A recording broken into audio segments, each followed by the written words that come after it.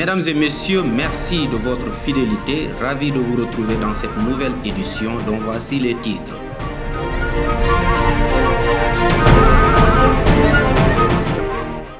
Un don d'équipements et de matériels médicaux d'une valeur de plus de 10 millions de francs CFA a été remis au Comité régional de gestion des épidémies par le programme d'appui aux initiatives de solidarité pour le développement, pour lutter contre la Covid-19. La directrice de l'action sociale a remis à l'adjoint au gouverneur de Tamba, chargé du développement, 436 cartes d'égalité de chance au profit des personnes vivant avec un handicap. C'était lors d'une rencontre à la gouvernance. Les ICP et sages-femmes du district sanitaire de Koumpentoum ont bénéficié d'une formation de 4 jours et d'une mise à disposition de matériel au Centre régional de formation des personnels de santé de Tambacounda dans le cadre de la formation digitale de la CMU. La Covid-19 est en train de freiner beaucoup de secteurs d'activité à Tambacounda, comme partout au Sénégal. Hormis la culture, les restaurants, le sport, etc., le secteur du tourisme est également impacté par cette pandémie. Nous reviendrons dans cette édition sur les maux causés par le coronavirus dans le secteur touristique. La chronique de la semaine bouclera ce journal hebdomadaire. Sans plus tarder, le développement. Bienvenue à tous. Dans le cadre de la lutte contre la Covid-19, le Comité régional de gestion des épidémies de la région de Tambacounda a réceptionné au début de cette semaine un don d'équipements et de matériels médicaux d'une valeur de plus de 10 millions de francs CFA du programme d'appui aux initiatives de solidarité pour le développement PAISD. Pour le coordonnateur, cette remise est une occasion de valoriser les initiatives portées par la diaspora sénégalaise en faveur du développement local des régions d'origine. Reportage Maïmouna Niang et Mamdiara Boussomar.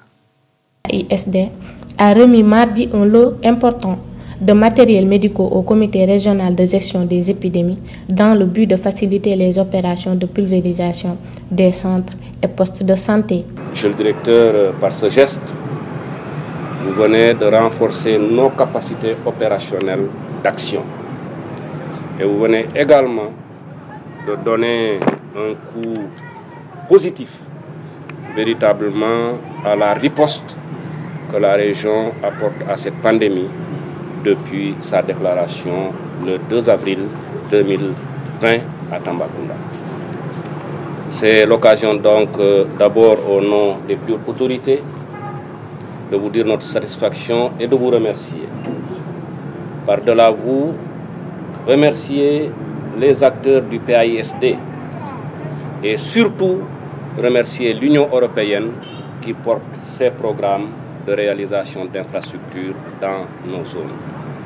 Au mot également à l'endroit de notre diaspora, je suis fier d'entendre que sa participation s'élève à hauteur de 1 milliard sur les 5 qui sont déployés dans notre région sur 3 secteurs majeurs que sont la santé d'une part, l'éducation d'autre part et enfin l'accès à l'eau à travers la réalisation de forages. Donc c'est ça qui est attendu d'une diaspora. Je pense que l'appel que nous leur avions lancé en prenant service et que nous avons continué de renouveler a eu en tout cas une oreille attentive auprès d'eux.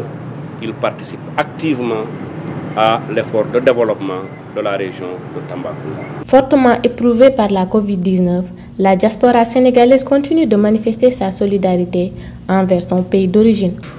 Il est donc utile pour nous, en ce moment crucial, d'avoir une pensée particulière pour nos diasporas qui, même s'ils sont présents dans les pays hors du territoire national, ont également un souci, en tout cas ici, par rapport à leur population d'origine.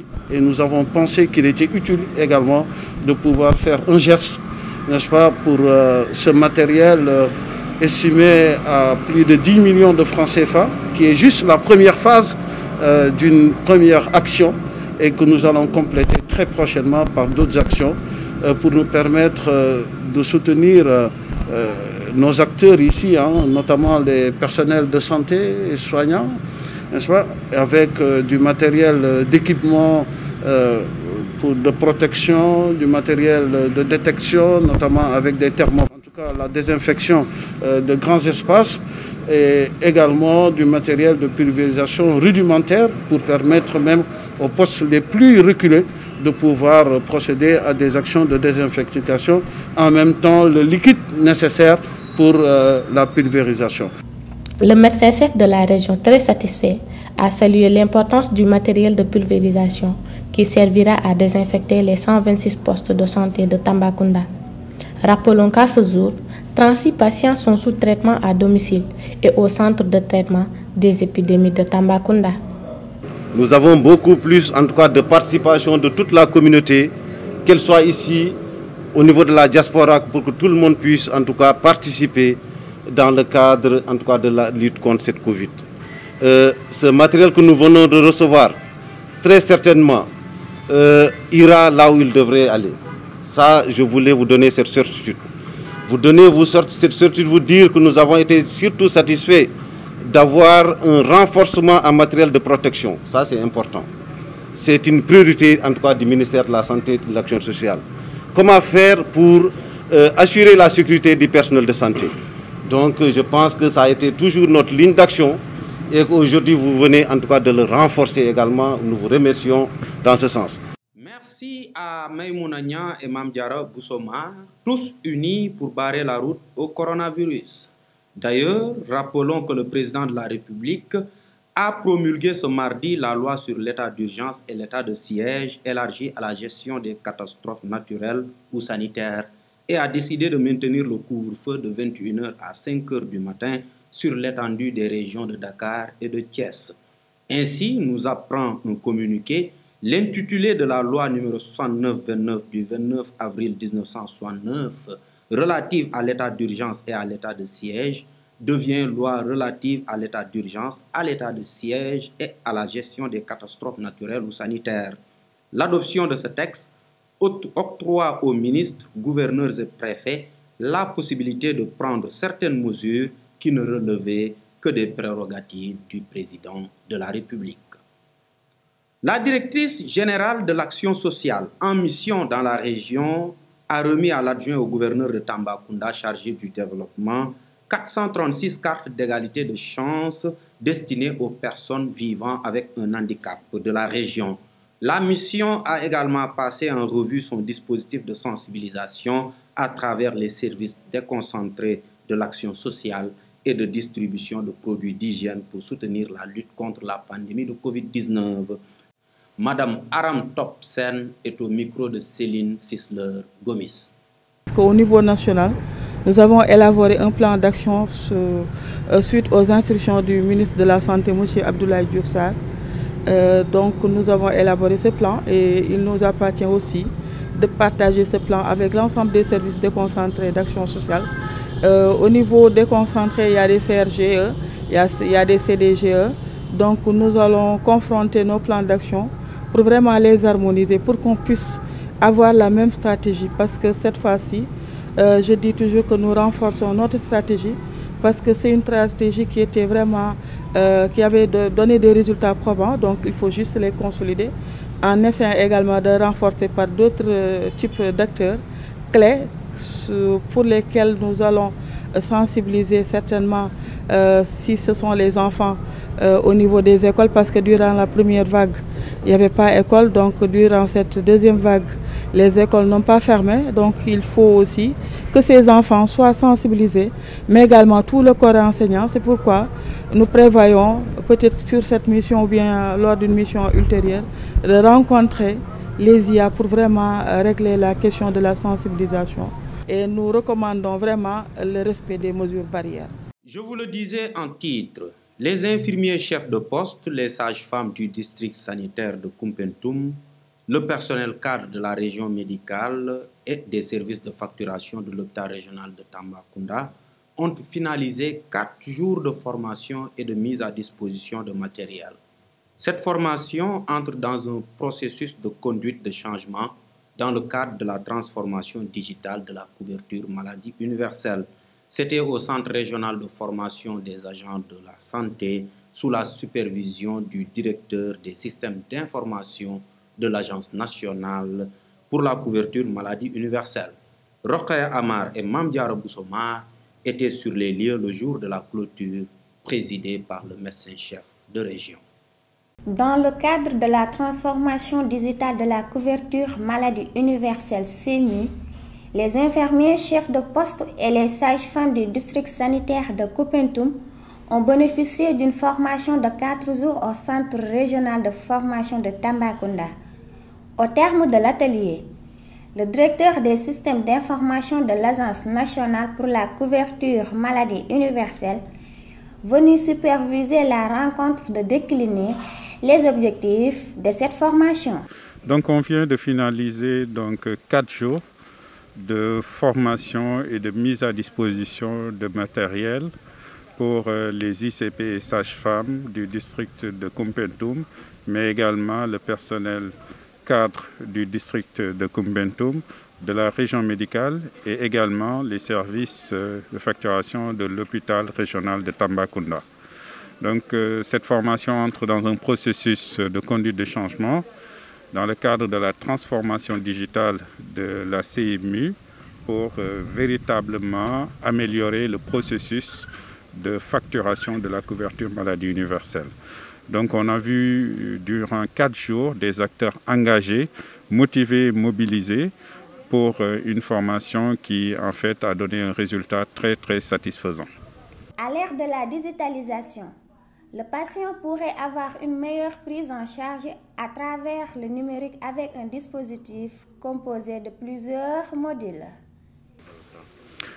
Aujourd'hui, avec tous les dispositifs qu'on est en train de mettre en place, parce qu'on est à l'ère aujourd'hui de la digitalisation, on veut essayer de faire de sorte qu'à travers le numérique, le patient puisse avoir une meilleure prise en charge. Donc le SIGI-CMU, qui est un dispositif composé de 6 modules, un système d'identification du bien bénéficiaire, un système de gestion de l'assurance maladie qu'on a déjà mis à disposition de toutes les structures d'assurance maladie au Sénégal, qui communique automatiquement avec le système de facturation qu'on est en train de déployer dans les structures de santé. Là, on est dans une phase pilote et le département de Koupentoum, le district de Koupentoum, aussi bien que l'hôpital régional de Tambacounda, ont été choisis pour faire partie de cette phase pilote. Et cette phase pilote va nous permettre de qualifier le dispositif avant qu'on puisse le mettre à l'échelle au niveau national. Donc c'était important de faire part en fait aux participants de l'importance qu'ils ont dans le dispositif, parce que c'est grâce à eux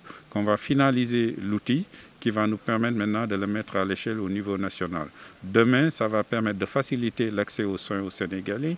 Par exemple, à partir de ta carte d'identité nationale, tu pourras aller te soigner dans n'importe quelle structure de santé. Tu pourras, à partir de ton téléphone mobile, pouvoir prendre rendez-vous et payer même à l'avance les prestations avant de te déplacer.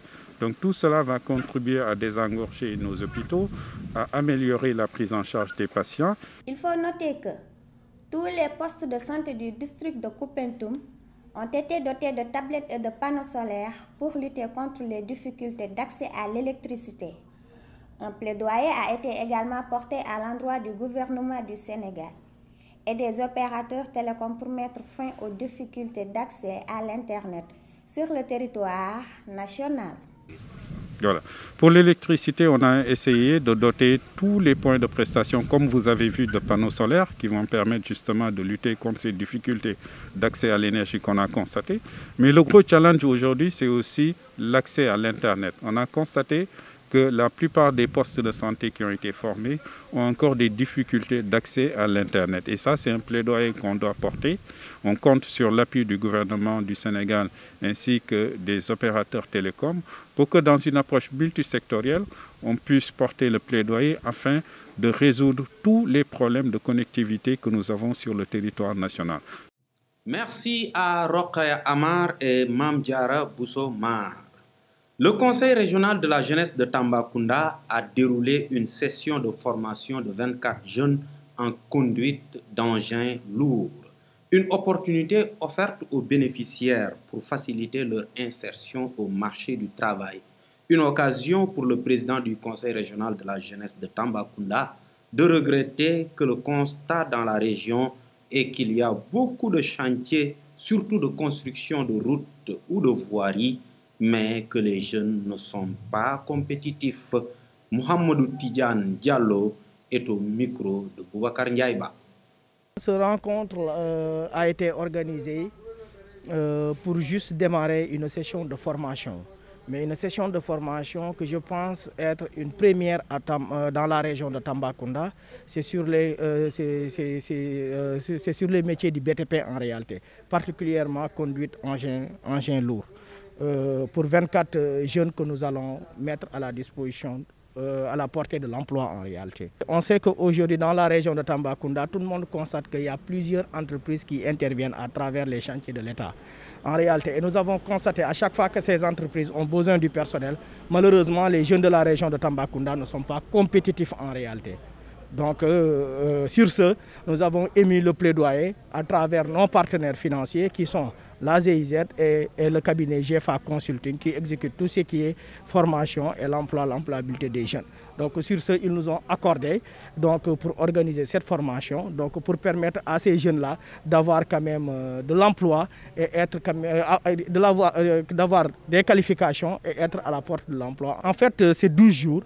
Mais après ces 12 jours-là, nous allons les mettre en rapport avec les sociétés qui interviennent sur place, donc pour faire des stages pratiques, mais en réalité et même jouer sur leur insertion en réalité. C'est d'être bien formés, que les jeunes soient compétitifs, donc qu'ils puissent saisir les opportunités d'emploi qui sont dans la région de Tambacounda. Dans un contexte de crise sanitaire majeure liée à la pandémie de Covid-19, le secteur du tourisme s'est vu extrêmement impacté.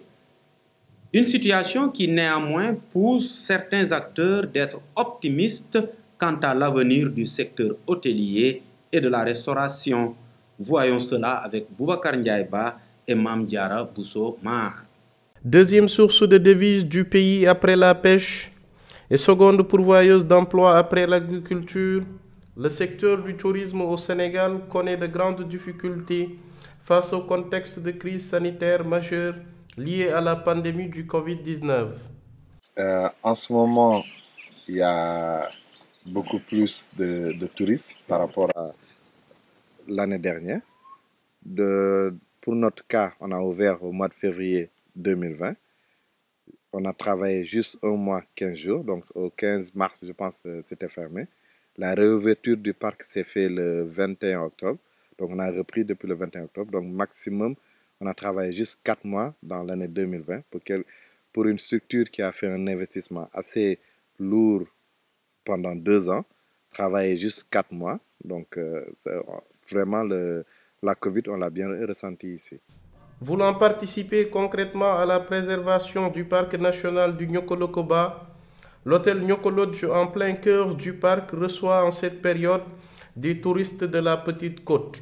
Oui, petit à petit, parce que les Sénégalais, c'est-à-dire les Sénégalais, les étrangers qui vivent à Dakar, commencent à sortir un peu de Dakar par rapport au couvre-feu, tout ce qui se passe à Dakar. Ils préfèrent venir vers la nature, donc pour s'évader un peu. Donc, on reçoit beaucoup plus de touristes que par rapport à la Petite Côte ou bien le Sine Saloum. Dès lors, M. Silla est revenu sur l'importance du Nyoko Lodge dans le parc national. L'investisseur propriétaire, M. Philippe Tamino, avait l'habitude de venir dans le parc pour des visites. Donc à la fin de chaque visite, il le terminait ici, à cet endroit précis. Il s'appelait avant le Grand Mirador. Donc il venait ici pour avoir la belle vue. Il est venu 1 année, 2 années, 3. À la 4e année, il s'est dit pourquoi pas mettre un lodge à l'intérieur du parc. Parce que dans ce parc, il manquait encore des infrastructures qui pouvaient répondre à une certaine clientèle. Donc c'est à partir de là qu'il a commencé à faire les démarches au niveau de l'État et jusqu'à qu'on lui octroie cette partie-là pour qu'il puisse implanter le lodge Nyoko Lodge. Par ailleurs, rappelons que le parc national du Nyokolo-Koba est une pépite encore préservée du tourisme en masse au Sénégal.